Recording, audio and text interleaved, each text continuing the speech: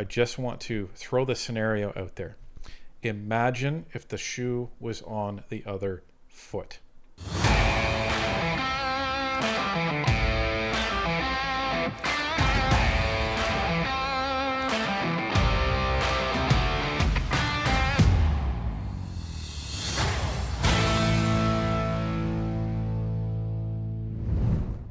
Even though the NDP joined with the Conservatives to vote against the Liberals on the confidence vote on the speech from the throne, Mark Carney's government survives another day as the Bloc voted with them to keep them in power for now, which may not be such a bad thing in the interim.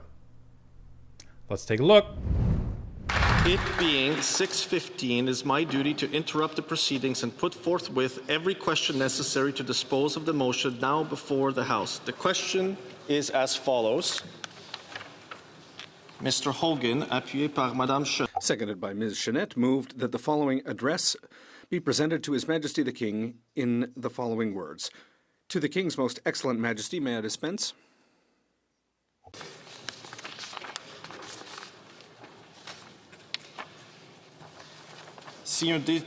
If a member participating in person wishes that the motion as amended be carried or carried on division, or if a member of a recognized party participating in person wishes to request a recorded division, I would invite them to rise and indicate it to the chair. The Chief Government Whip, carried on division. I declare the motion as amended, carried on division. And that's that. But what is that? All right. So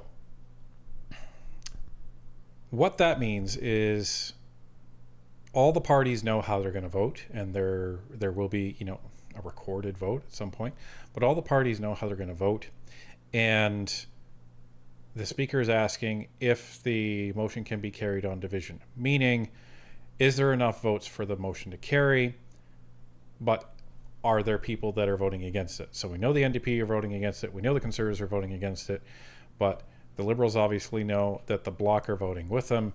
So they're just recommending that this be what's called carried on division, meaning you don't need to have everyone stand up and present themselves and have a recorded vote just like that. It's understood that the votes are there, and this can move.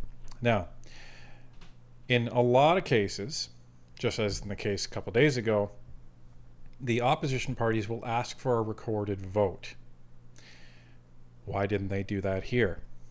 Well, the main reason that they didn't do that here is, number one, they knew they were not going to win. But more importantly, number two, that gives Carney a public win. It gives him an on-camera win in front of the House and in front of Canadians across the country. And as an opposition party, Conservative, NDP, or Bloc, or otherwise, you do not want to give your opponent a public win. So that's why they did that.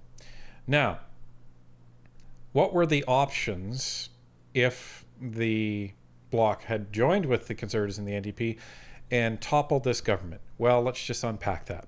So option one goes to an election. Everyone understands that. And although Conservative voters would love to go back to an election, there's one thing to consider. The Conservative voters are going to be voting their way because they are firmly entrenched in what they're doing, and the Liberal voters are going to be voting their way. It's the people in the middle that are the swing voters that you have to be careful of and you have to be mindful of. And this is the frustrating thing if you're on either side, because you have to take that into account.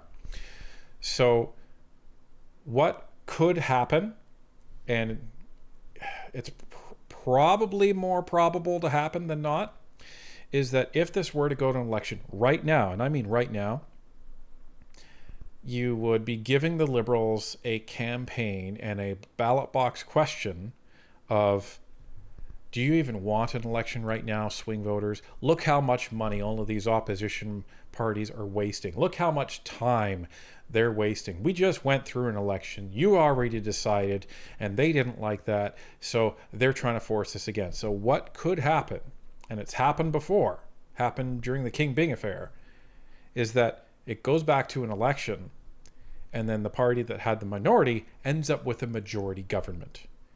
And a Liberal majority government is something that even the swing voters, it would not be a good thing for them.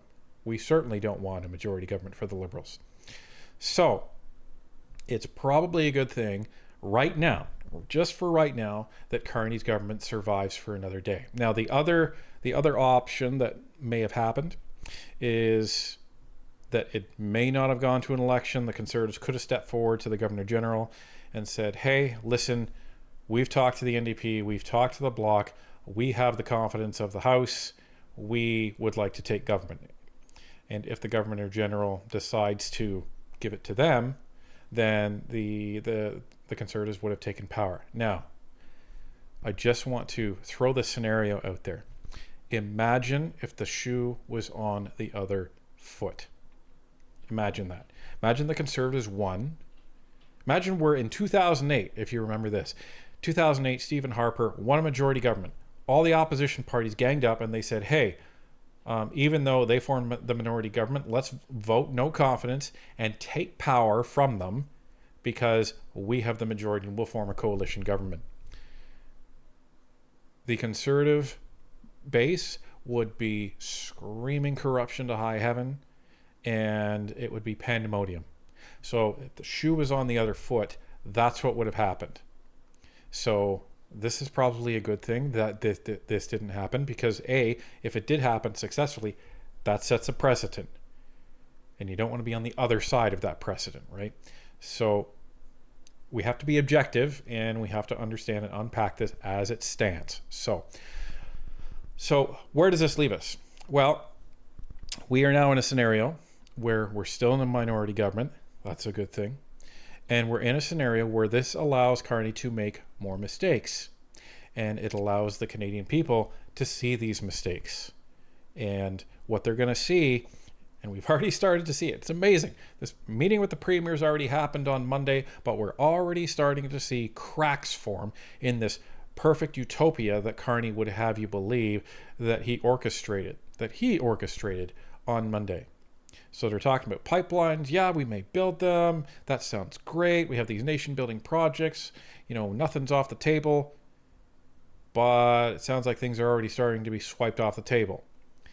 David Eby said, well, I don't think I want a pipeline. And Ford pipes up and says, I think he'll change his mind. That'll be fine. You just talk to Carney on Monday and everything will be fine. David Eby says, I haven't changed my mind. I don't want a pipeline through my province. Carney has publicly said, if there's consensus, then a pipeline gets built. Well, sounds like a pipeline doesn't get built through British Columbia. Well, what does that do? That means you have to build a pipeline, up to Hudson's Bay or up to the coast through the territories. That significantly increases the travel time and the travel distance for any ships that are actually coming to get that oil. You're still getting into tidewater, but it significantly increases the potential time for that. So that's not a good thing. And now you're going to get the premiers arguing with each other, especially Alberta and BC, and potentially Ford and BC, and everybody else is going to be starting to argue with each other in terms of why are we not getting consensus? I thought we had a good discussion on Monday, et cetera, et cetera, et cetera. So there's that. And next, we're going to be able to see this whole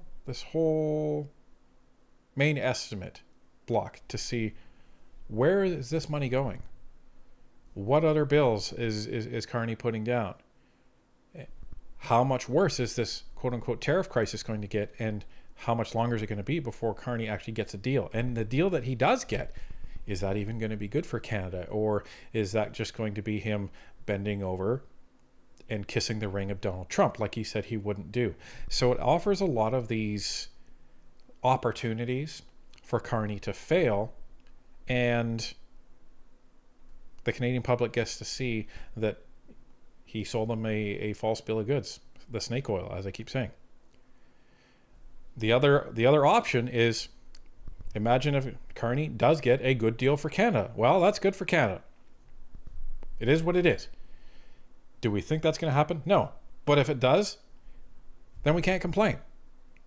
So it's one of two things. It's either Carney makes himself look even more sketchy, And we also get to see his assets come out sometime in July. So that's a good thing. And the Conservatives get to chip away at that goodwill, and so does the Bloc, and the NDP get to rebuild their goodwill with their people. They made a major step today when they really stepped away from the Liberals. That was a transformational moment, in my opinion, where they announced publicly, we are not voting with the Liberals. We're sticking to our principles. Election cost be damned. If it happens, it happens. But we're sticking to our principles.